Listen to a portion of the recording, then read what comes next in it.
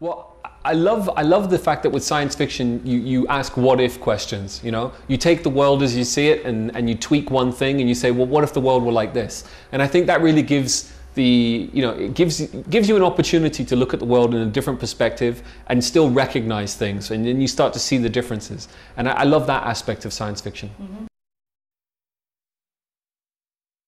I mean, I am a science fiction fan myself. And I do see science fiction as dividing up amongst sort of hard sci-fi and soft sci-fi. And for me, Moon was pretty hard sci-fi.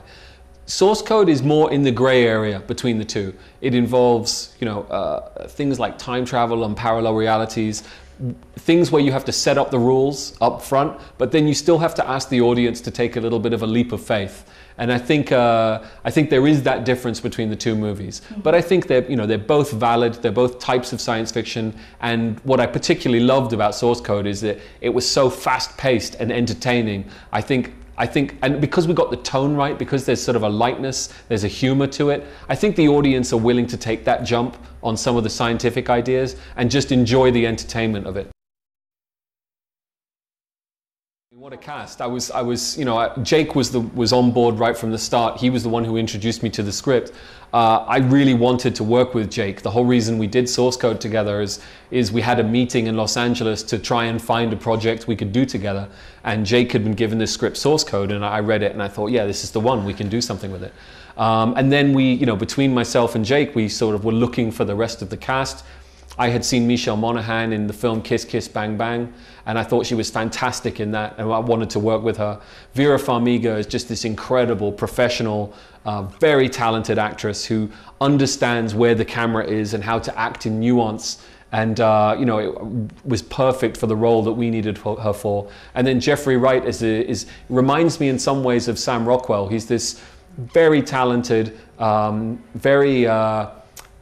there's something just special about him, what he gives in a role. There's something about himself that always comes through, and there's always something unexpected and a little bit dangerous in some ways when he's in a movie. And I love him. He's a great actor. Well, I don't know. Maybe in some ways. I mean, before I became a filmmaker, I was on track to be a philosophy teacher, and my area of specialty was about how one might apply ethics in a future where there are more ambiguities about what is a human being. So it's certainly something that interests me. So I think in both my first films, I do find ways to touch on a subject which I found interesting academically. It's different. It's a different experience.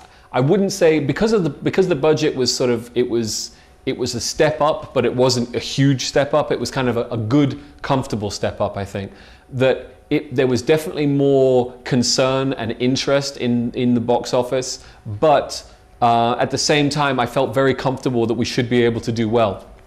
We delivered a good film, I think, and the reviews have been very kind, and people seem to be enjoying it. So I think we're going to be okay. I haven't yet had to deal with the craziness of big studio films where the numbers are everything.